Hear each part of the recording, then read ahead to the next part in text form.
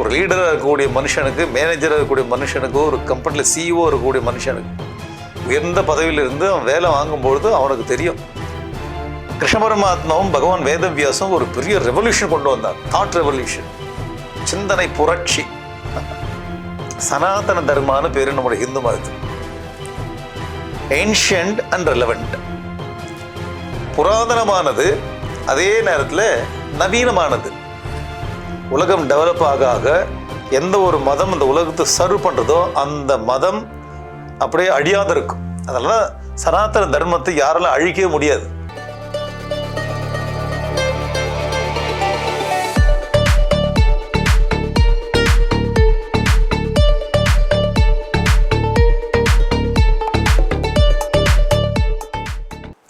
ஹரியோம். உலகில் உயிர் வாழ்கின்ற ஒவ்வொரு மனிதனும் செயல்பட்டு கொண்டே இருக்க வேண்டும், செயலை தவிர்க்க முடியாது. எவன் ஒருவன் ஞானேந்திரியங்களை அடக்கி கொண்டு கர்மேந்திரியங்கள் மூலமாக கர்மத்தை செய்கிறானோ அவன் சிறந்தவன் அப்படின்ற விஷயத்தை போன வீடியோவில் படித்தோம். சரி, நான் எந்த செயலை செய்ய வேண்டும், அதை எப்படி செய்ய வேண்டும்? அர்ஜுனனுக்கு கிருஷ்ண பரமாத்மா சொல்கிறார், நீ செயல்பட்டு தான் ஆக வேண்டும். சரி, ஏற்றுக்கொள்கிறேன். எதை செய்யணும், எப்படி செய்யணும் அது சொல்லுங்க. இந்த 2 கேள்விக்கு பதில் 3ஆம் அத்தியாயத்தில் 8வது 9வது பாடல்களை படிப்போம். அருமையான பதில் கொடுக்குறார். இது 8வது பாடல். நியதம் குரு கர்மத்வம் கர்மஜ்யாயோஹ்ய கர்மணஹ ஷரீர யாத்ரா பிச்சதே ந பிரசித்தேத கர்மணஹ. என்ன பொருள்னு பார்ப்போம். துவம் நியத்தம் கர்ம குரு, நீ நியத்த கர்மத்தை செய். அர்ஜுனா, நியத்த கர்மத்தை செய். ஹி அகர்மணஹ கர்ம ஜாயா, ஏனென்றால் கர்மம் செய்யாததை விட கர்மம் செய்வது சிறந்தது. ச அகர்மணஹா தே ஷரீர யாத்ரா அபி ந பிரசித்தியேத், மேலும் கர்மம் செய்யாதிருப்பதனால் உனது உடலை பேணுவதும் கூட சாத்தியமாகாது. நியத கர்மத்தை செய். கர்மம் செய்யாமல் இருக்கக்கூடாது. நீ கர்மம் செய்தான் ஆக வேண்டும். கர்மம் செய்யாது இருப்பதனால் உனது உடலை கூட உன்னால் பாதுகாத்து கொள்ள முடியாது. இந்த உடல் என்கின்ற ஒரு கருவியை வைத்து கொண்டு தான் பலவிதமான செயல்களில் ஈடுபடுகிறோம். கர்மம் செய்யாதவனுக்கு, செயல்படாதவனுக்கு இந்த கருவியை கூட மெயின்டைன் பண்ண முடியாதுன்ற. அந்த பேப்பர் எடு, அந்த பென்சில் எடு, ஐயோ எனக்கு கொஞ்சம் தூக்கி விடு. உடலை கூட பேண முடியாது, மெயின்டைன் பண்ண முடியாது. அவ்வளோ அழகாக சொல்கிறார் பாருங்க. அதனால் அர்ஜுனா, நீ செயல்பட வேண்டும், செயல்படாமல் இருக்கக்கூடாது. பகவத்கீதையை ஒருத்தன் படித்தான், பகவத்கீதைக்கு மாணவனாக அவன் மாறிவிட்டான் என்றால் செயல்பட வேண்டும், சுறுசுறுப்பாக இருக்க வேண்டும், டைனமிக்காக இருக்கணும். அதுதான் பகவத்கீதையினுடைய ஒரு பேசிக் குவாலிஃபிகேஷன். நியத்த கர்மத்தை செய் அப்படின்னு சொன்னார். எதை செய்ய வேண்டும் அப்படின்னு ஒரு கேள்வி வந்தது இல்லையா? நியத்த கர்மத்தை செய். நியத்த கர்மம்னா என்ன அப்படின்னு சிந்தனை பண்ணுவோம். நித்திய கர்மம், நியத்த கர்மத்தினுடைய ஒரு விளக்கம் தான் இப்போ பார்க்குறோம். இது நித்தியம், அது நியத்தம். சரி, நியத்த கர்மம்னா என்ன? இது நித்திய கர்மம். நித்திய கர்மம் டெய்லி டியூட்டிஸ். காலையில் நம்ம எழுந்துக்கிறது, பல் துலக்கிறது, குளிக்கிறது இருந்து, வீடுங்களாம் சுத்தப்படுத்துறது இருந்து, கார் இருந்தால் கார் துடைக்கிறோம், பைக் இருந்தால் பைக் துடைக்கிறோம், நம்முடைய ஃபைல்ஸ்லாம் அடுக்கி வைக்கிறோம், டேபிள் துடைக்கிறோம், சின்ன சின்ன வீட்டு வேலைகள் இருந்து, அப்புறம் ஆஃபீஸ் வரும், ஆஃபீஸில் வேலை பண்ணுறோம், திரும்ப வீட்டுக்கு வரும், திரும்ப வீட்டுக்குள்ளே இருக்கக்கூடிய காரியங்களை பண்ணுறோம். இதெல்லாம் நம்முடைய டெய்லி டியூட்டிஸ் பூரா நித்திய கர்மம்னு பேர். டியூட்டிஸ், கர்மம் தலையில் அடிச்சு, கர்மம் கர்மம் அப்படி இல்லை, டியூட்டிஸ், டெய்லி டியூட்டிஸ்னு பேர், நித்திய கர்மம். இது அடுத்ததாக ஒரு கர்மம் இருக்குது, அது நைமித்திக கர்மம்னு பேர். நம்மளோட ரிலேட்டிவ்ஸ், ஃப்ரெண்ட்ஸ், அவங்க வீட்டில் ஒரு நல்லது கெட்டது நடந்தால் அதில் போய் இதை கலந்து கொள்வது. நல்ல விஷயங்கள் இருந்தாலும் சரி, ஏதோ ஒரு துக்க காரியங்கள் இருந்தாலும் சரி, அது அக்கேஷனலாக வரும். அந்த மாதிரி அக்கேஷனல் நமக்கு வாழ்க்கையில் வரக்கூடிய அந்த கர்மங்கள் வந்து அது மனிதன் செய்யணும், அது கடமை. அது நம்முடைய நண்பருக்கு ஏதோ ஒரு ஆக்சிடெண்ட் ஆகிடும், ஹாஸ்பிட்டலில் இருக்கார், போய் பார்க்குறோம், அது கடமைகிட்ட சேர்த்துருக்கிறது. திருமணம் ஏற்பாடு பண்ணியிருக்காங்க, அதெல்லாம் போய் கலந்துக்கிறோம், அது டியூட்டி. அதெல்லாம் நைமித்திக கர்மம்னு சொல்கிறார். அடுத்ததாக வரக்கூடிய கர்மம் காமிய கர்மம், ஆசைப்பட்டு செய்கிறது. மனசில் மனுஷனுக்கு ஒரு ஆசை தோன்றுது, அந்த ஆசை நிறைவேற்றிக்கிறதுக்காக ஒரு காரியம் செய்கிறான், அது காமிய கர்மம்னு பேர். அடுத்ததாக கர்மம் நிஷித்த கர்மம்னு பேர், செய்யக்கூடாதது. பொய் சொல்லக்கூடாது, திருடக்கூடாது. அதுக்கப்புறம் பெரிய பெரிய என்ன கிரைம்ஸ், இதெல்லாம் வந்து நிஷித்த கர்மம்னு பேர். மனிதன் நிஷித்த கர்மத்தை விட வேண்டும். கிரைம்ஸ் இதை டோட்டலாக விட்டுடணும். காமிய கர்மத்தை செய்யக்கூடாது. ஏன்னா ஆசைப்பட்டு செய்தால் அது ஜன்ம வாசனைகளை உருவாக்கும். இந்த வாசனைகள் திரும்ப பந்தத்தை ஏற்படுத்தும். அதனால் காமிய கர்மத்தை விட வேண்டும், நிஷித்த கர்மத்தை விட வேண்டும். ரெண்டும் வந்து நம்ம செய்யக்கூடாத காரியங்கள். எதை செய்யணும்னா நித்திய கர்மம், நைமித்திக கர்மம். இந்த நித்திய கர்மம், நைமித்திக கர்மம் டுகெதர் இஸ் கால்ட் நியத கர்மம். அவ்வளோ. நியத்த கர்மத்தை செய் அப்படின்னா நித்திய கர்மத்தை செய், நைமித்திய கர்மத்தை செய். காமிய கர்மத்தையும் நிஷித்த கர்மத்தையும் விட்டு விடுவாயாக அர்ஜுனா. அப்போ எதை செய்ய வேண்டும் என்றால் இந்த இரண்டை செய்ய வேண்டும், இந்த இரண்டை செய்யக்கூடாது. இந்த விஷயத்தை இந்த பாடலில் கிருஷ்ண பரமாத்மா நமக்கு விளக்குறார். அடுத்தது எதை செய்ய வேண்டும்? நித்திய கர்ம, நைமித்திய கர்ம. எப்படி செய்ய வேண்டும்? இந்த பாடல் அதுக்கு பதில் கொடுக்கிறது. யஜ்ஞார்த்தா கர்மணோ ன்யத்ர லோகோயம் கர்ம பந்தனஹ ததர்த்தம் கர்ம கௌந்தேய முக்த சங்க சமாச்சர. அழகான பாட்டு. யஜ்ஞார்த்தாத் கர்மணஹ அந்யத்ர அயம் லோகஹ கர்மபந்தனஹா. இது வந்து பாடலில் வந்து இப்படி நம்ம போயம் வந்து ப்ரோஸா மாத்திரம். அப்போது படிக்கும்பொழுது அந்த லைன்ஸ் வந்து ரொம்ப ஈஸியாக புரிகிறது. யஜ்ஞத்தின் பொருட்டு செய்யும் கர்மங்களை தவிர மற்ற கர்மங்களால் இந்த உலகம் கர்மபந்தத்தை அடைகிறது. யஜ்ஞ கர்மத்தை தவிர மற்ற கர்மங்கள் மனிதனை பந்தப்படுத்துகிறது. அழகான ஒரு கான்செப்ட். கௌந்தேய முக்த சங்கா ததர்த்தம் கர்ம சமாச்சார. குந்தியின் மகனே, அடிக்கடி கிருஷ்ண பரமாத்மா அர்ஜுனை கூப்பிடுவார், பிரியம். குந்தியின் மகனே, ஆகையால் பற்றற்று யஜ்ஞத்தின் பொருட்டு கர்மத்தை சிறப்பாக செய்வாய். பற்று அற்று, முக்த சங்க சமாச்சார, சிறப்பாக செய்வாய். சமாச்சார என்ற வார்த்தை ரொம்ப முக்கியம். சமயக் ஆச்சார், சிறப்பாக செய். நம்ம வாழ்க்கையில் பார்க்கக்கூடிய சகல விதமான நிறைய மனிதர்கள் உலகத்தில் பார்க்கும்போது அறகுறையாக வேலை செய்வான். ஒரு லீடராக இருக்கக்கூடிய மனுஷனுக்கு, மேனேஜராக இருக்கக்கூடிய மனுஷனுக்கு, ஒரு கம்பெனியில் சிஇஓ இருக்கக்கூடிய மனுஷனுக்கு, உயர்ந்த பதவியிலிருந்து அவன் வேலை வாங்கும்பொழுது அவனுக்கு தெரியும் சமாச்சாரம்னா என்ன அப்படின்னு. சிறப்பாக செய்யணும். ஏன்னா அவன் கீழே சபார்டினேட்ஸ் பூரா அவ்வளோ சிறப்பாக செய்ய மாட்டான், அறகுறையாக செஞ்சு வைப்பான். அதனால் அந்த கம்பெனிக்கோ அந்த ஒரு பெரிய ஆஃபீஸுக்கு எவ்வளோ லாஸ்ன்னு தெரியும். இங்கே கிருஷ்ண பரமாத்மா சிறப்பாக செய், சமாச்சார, எது கர்மத்தை சிறப்பாக செய். பற்றற்று செய், கர்மத்தினுடைய பலனில் பற்று அற்று சிறப்பாக உன்னுடைய காரியங்களை செய்யும். அற்புதமான ஒரு வார்த்தை. யஜ்ஞத்தின் பொருட்டு செய்கின்ற கர்மங்களை தவிர மற்ற கர்மங்கள் பந்தப்படுத்தும். அப்போ யஜ்ஞம்னா என்ன? யஜ்ஞ கர்மம் மட்டும்தான் நம்மளை வந்து பந்தப்படுத்தாது, மற்ற கர்மங்கள் பந்தப்படுத்தும். அப்போ யஜ்ஞம்னா என்ன? நாம் கேள்விப்பட்டிருக்கோம் யஜ்ஞம்னா என்ன. யஜ்ஞம் என்றால் யாகம் அல்லது வேள்வி. அது சினானிம்ஸ்.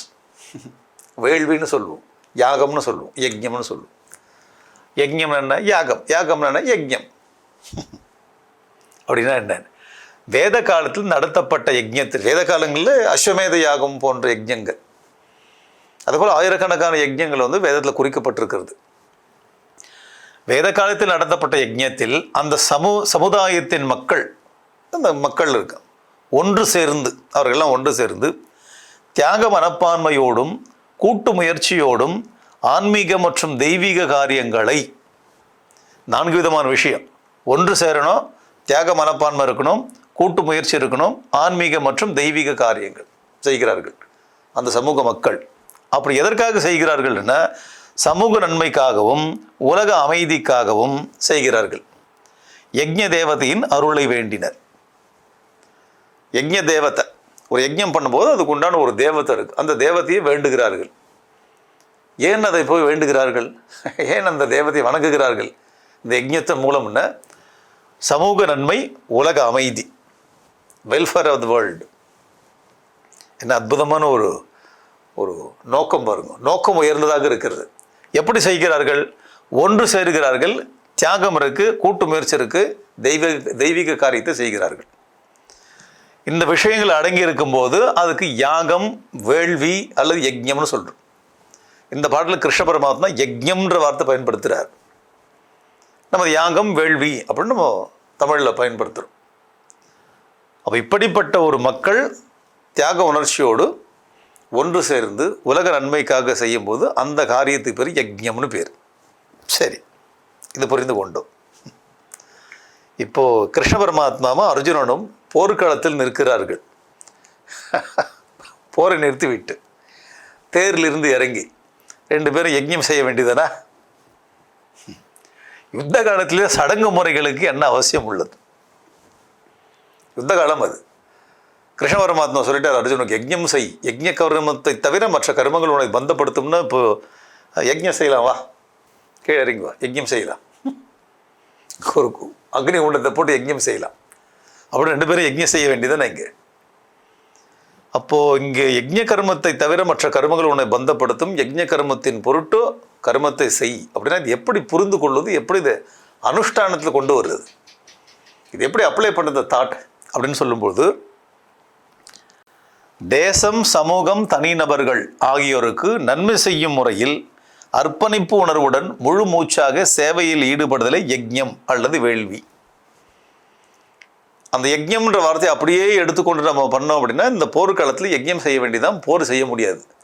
அப்போ எப்படி அதை புரிந்து கொள்ள வேண்டும் என்றால் அந்த யஜ்ஞத்தில் இருக்கக்கூடிய ஸ்பிரிட் மட்டும் எடுக்கும். யஜ்ஞா ஸ்பிரிட்னு பேர்.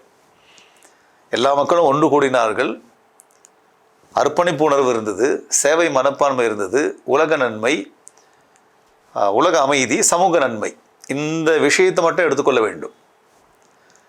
அந்த விஷயத்தை எடுத்துக்கொண்டு எந்த இடத்துல இருக்கோமோ அந்த ஸ்பிரிட் நம்ம அப்ளை பண்ணும்போது அது யஜ்ஞம்னு பேர். அந்த காலத்தில் அந்த மாதிரி ஒரு யஜ்ஞம் அப்படின்ற ஒரு கான்செப்ட் வச்சு அந்த ஒரு மக்கள்லாம் ஒன்று கூடி உலக நன்மைக்காக செய்தார்களே, அதே விஷயத்தை அந்த ஸ்பிரிட்டை மனதில் ஏற்றிக்கொண்டு உலக நன்மையின் பொருட்டு இந்த யுத்தத்தை செய். யுத்த காலம் தான் உனக்கு யஜ்ஞ பூமி. நீ யார்? நீ க்ஷத்ரியன்.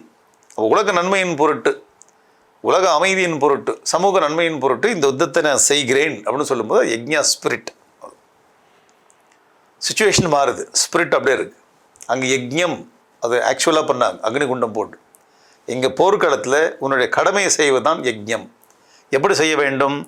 தேசத்திற்காகவும் சமூகத்திற்காகவும் தனிநபர்கள் ஆகியோருக்கு நன்மை செய்யும் பொருட்டு முறையில் அர்ப்பணிப்பு உணர்வுடன் முழு மூச்சாக சேவையில் ஈடுபட வேண்டும். அதான் யஜ்ஞம்னு பேர்.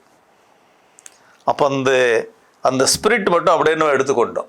உள்ளே இருக்கக்கூடிய ஆழ்ந்த தத்துவத்தை எடுத்துக்கொண்டு இந்த இடத்துல நம்ம அப்ளை பண்ணணும். இதுதான் யஜ்ஞம்னு பேர். இல்லைன்னா ஒவ்வொரு வீட்லேயும் ஒரு யஜ்ஞ குண்டம் போட்டணும், ஒவ்வொரு ஆஃபீஸ்லையும் யஜ்ஞ குண்டம் போட்டு இந்த யஜ்ஞம் பண்ணால்தான் நம்ம பந்தப்பட மாட்டோம், மற்ற ஆஃபீஸ் கர்மங்கள், வீட்டு கர்மங்கள் எதை செஞ்சாலும் பந்தப்படுவோம் அப்படின்னு ஆகிடும். Impractical thought. பகவத்கீதையே நம்ம ப்ராக்டிக்கல் கொண்டே வர முடியாது. அப்போ நம்ம தேச வேலையை செஞ்சாலும், சமூக வேலையை செஞ்சாலும், தனிநபர்கள் வேலை எந்த வேலையை செஞ்சாலும் அந்த வேலையில் அர்ப்பணிப்பு உணர்வு இருந்தால் அது யஜ்ஞம். உலக நன்மைன்னு ஒன்று இருந்தால் அது யஜ்ஞம், சமூக நன்மைன்னு இருந்தால் அது யஜ்ஞம்.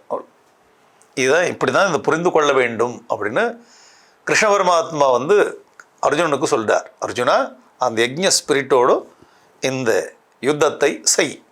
அவ்வாறு செய்யும் செயல் விடுதலைக்கு வழி தேடி கொடுக்கும். சரி, ஏன் இந்த மாதிரி என்ன செய்ய சொல்கிறீங்க? செஞ்சால் என்ன ஆகுது? அவ்வாறு செய்கின்ற செயல் விடுதலை, மோட்சத்திற்கு வழி தேடி கொடுக்கும், மோட்சத்தை கொடுக்கும். அந்த யஜ்ஞ கர்மம், யஜ்ஞ காரியம், இதை கிருஷ்ண பரமாத்மா அர்ஜுனனுக்கு சொன்னார். பகவான் வேதவியாசர் அதை ரெக்கார்ட் பண்ணுறார் மகாபாரத்தில், பகவத்கீதையில். கிருஷ்ண பரமாத்மாவும் பகவான் வேதவியாசும் ஒரு பெரிய ரெவல்யூஷன் கொண்டு வந்தாங்க. தாட் ரெவல்யூஷன், சிந்தனை புரட்சி. யஜ்ஞம் என்றால் இந்த அக்னிகுண்டம் போட்டு செய்கிறோமே, அது மட்டும் யஜ்ஞம் இல்லை. எந்த ஒரு நோக்கத்தோடு, எந்த உணர்வோடு செய்கிறோமோ அந்த நோக்கமும் உணர்வும் எடுத்துக்கொண்டு எந்த ஒரு இடத்துல செஞ்சாலும் அது யஜ்ஞமாக மாறுகிறது. அது யுத்தகலமாக இருக்கலாம், நம்ம ஆஃபீஸ் ஒர்க்காக இருக்கா, கம்பெனியில் ஒர்க் பண்ணலாம், தேசத்திற்காக ஒர்க் பண்ணலாம், சமூகத்துக்காக ஒர்க் பண்ணலாம். எந்த ஏரியாவில் இந்த யஜ்ஞா ஸ்பிரிட் அப்ளை பண்ணுறோமோ அது யஜ்ஞமாக மாறுகிறது. இது தாட் ரெவல்யூஷன். பகவான் வேதவியாசரும் கிருஷ்ண பரமாத்மா இந்த ரெவல்யூஷனை செய்தார்கள் அப்படின்றத சுவாமி சின்மயானந்தர் இங்கே தெளிவுபடுத்துகிறார். தன்னுடைய பகவத்கீதை உரை எழுதும்போது சொல்கிறார், இவர்கள் இருவரும் சேர்ந்து ஒரு ஒரு சிந்தனை புரட்சியை ஏற்படுத்தினார்கள் யஜ்யம் என்ற வார்த்தைக்கு. இல்லைன்னா நம்ம பகவத்கீதை படித்து ஒரு அக்னி குண்டத்துக்கு முன்னாடி உட்காந்து வேண்டியதுதான்.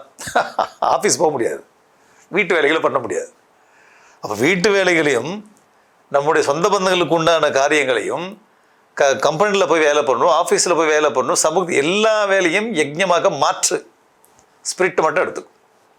அர்ப்பணிப்பு உணர்வு, சிறப்பான செயல்பாடு, உலக நன்மை, சமூக நன்மை, இதுதான் யஜ்ஞம். அப்படி ஒரு தாட் ரெவல்யூஷன் 2 பேரும் கொடுத்தார்கள் அப்படின்னு சுவாமி சின்மயானந்தர் பதிவு பண்ணுறார் தன்னுடைய பகவத்கீதை உரையில். ஒரு அற்புதமான ஒரு சிந்தனை. இந்த ஒரு சிந்தனை இருக்க 5000 வருஷத்துக்கு முன்னாடி கிருஷ்ண பரமாத்மாவும் நம்முடைய வேத வியாசரும் கொண்டு வந்த இந்த ஒரு தாட் ரெவல்யூஷன் அது எப்படிப்பட்டது, எப்படி அதை நம்ம புரிந்து கொள்ளலாம் அப்படின்னா, இந்த ஹிந்து மதத்தோட ஒரு க்ளோரியே, இது ஹிந்து மதத்தோட க்ளோரி, தாட் ரெவல்யூஷன். இது சாமான்யமாக எல்லா மதத்திலும் அப்படி பண்ணிட முடியாது. சனாதன தர்மான்னு பேர் நம்முடைய ஹிந்து மதத்துக்கு. ஏன்ஷியன்ட் அண்ட் ரெலவெண்ட், புராதனமானது அதே நேரத்தில் நவீனமானது. ஹிந்துவிசம், சனாதன தர்மம் புராதனம், அதனால் நவீனம். பல விஷயங்கள் புராதனமாக இருக்கும், நவீனத்துக்கு செட் ஆகாது. நவீனமாக இருக்கும், புராதனமாக இருக்காது. இந்த சனாதன தர்மத்திற்குரிய சகல விஷயங்களும் புராதனம், நவீனம், ஏன்ஷியன்ட் அண்ட் ரெலவெண்ட். அது எப்படின்னு பார்ப்போம். ஒரு எக்ஸாம்பிள், இந்த மரம் பாருங்க. இந்த மரத்தை சுற்றி ஒரு சங்கிலி போட்டோம். காலங்கள் வர வர வர இந்த மரம் வளர வளர வளர இந்த சங்கிலி இந்த மரத்துக்குள்ளே போயிடும், அல்லது இந்த மரம் இந்த சங்கிலியை முழுங்கிவிடும். இதுதான் இது ஒரு விதமான ஒரு ஸ்டைல். இந்த பக்கம் சங்கிலி போடலை, மரம் வளர்ந்து கொண்டே இருக்கிறது. மரத்தை சுற்றி இருக்கக்கூடிய அந்த பட்டை இருக்க மரப்பட்டை, மரம் வளர வளர அந்த மரப்பட்டையும் தன்னை விரிவுபடுத்தி கொண்டே வருகிறது. இந்த மரத்தை சுற்றி போட்ட சங்கிலி இந்த மரத்துக்குள்ளே மூழ்கி விடுகிறது, அல்லது மரம் இந்த சங்கிலியை சுவாகா பண்ணி விடுகிறது, சாப்பிட்றது, இருக்கிற இடம் தெரியாமல் பண்ணிடுது. இந்த இடத்துல மரம் வளர வளர அதன் மேலுக்கிற பட்டைகளும் வளர்ந்து கொண்டே வருகிறது. ரொம்ப சிறப்பான ஒரு எக்ஸாம்பிள், சுவாமி சின்மயானந்தருடைய அற்புதமான எக்ஸாம்பிள் இது. இந்த மரம், வளர்கின்ற மரம் என்பது வளர்கின்ற சமூகம், வளர்கின்ற உலகம். உலகம் தன்னை டெவலப் பண்ணிக்கொண்டே போகும். உலகம் தன்னை டெவலப் பண்ணிக்கொண்டு போக போக போக அந்த உலகத்தில் இருக்கக்கூடிய மதமானது, அந்த ரிலீஜன் தன்னை விரிவுபடுத்திக்கணும், தன்னை மாடர்னைஸ் பண்ணிக்கணும், அட்ஜஸ்ட் பண்ணிக்கணும், ஃப்ளெக்சிபிளாக இருக்கணும். அப்போ எந்த ஒரு மதமானது தன்னை ஃப்ளெக்சிபிளாக வச்சுக்கலையோ, அது மாடர்னைஸ் பண்ணிக்கலையோ, அல்லது டிஃப்ரெண்ட் மாடர்ன் இன்டர்பிரிட்டேஷன் கொண்டு வர முடியலையோ, ஃபண்டமெண்டலிஸ்ட், ஒன்று அவனுக்கும் பிரச்சனை, சமூகத்துக்கும் பிரச்சனை இல்லாமல் போயிடும். மரம், இந்த உலகம் என்ன, இந்த மாடர்ன் வேர்ல்டு, இந்த டெவலப்பிங் வேர்ல்டு அந்த ரிலீஜனை முழுங்கிடும், யூஸ்லெஸ் ஆகிடும். அப்போது மரம் வளர வளர வளர மரத்துக்கு சுற்றி இருக்கக்கூடிய பட்டைகளை அந்த மரத்துக்கு தகுந்த போல் வளருது. இதுதான் சனாதன தர்மம். உலகம் வளர வளர, உலகம் முன்னேற முன்னேற அந்த மதங்களும் தன்னுடைய சிந்தனைகளை அதுக்கு தகுந்த போல் மாற்றி கொடுக்கறது, மாற்றி அமைத்து கொடுக்கறது.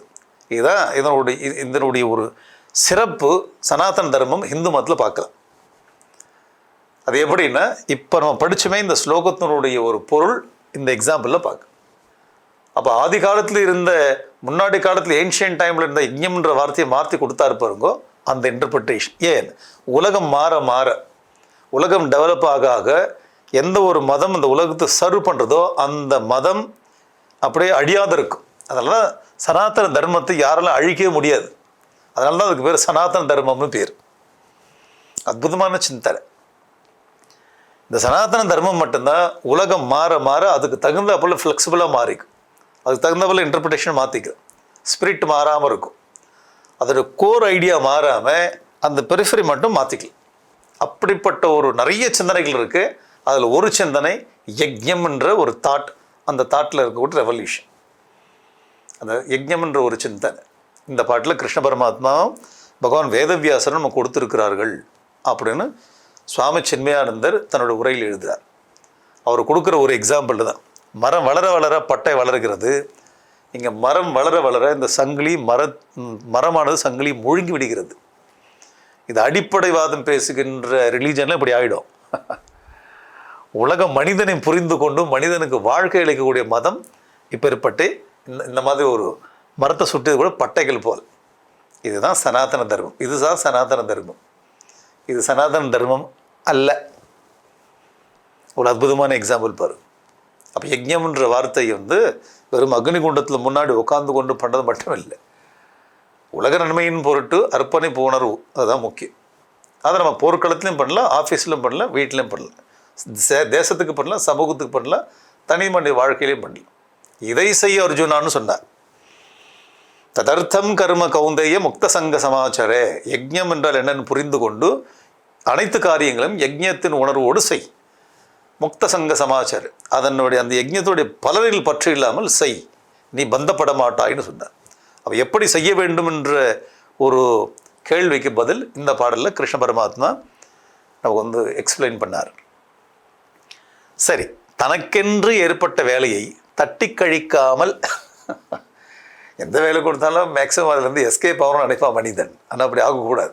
நமக்குன்னு என்ன வேலையை வந்தாலும் தட்டி கழிக்காமல் செய்ய வேண்டும் என்பதற்கு ஒரு காரணத்தை ஸ்ரீகிருஷ்ணர் கூறுகிறார்.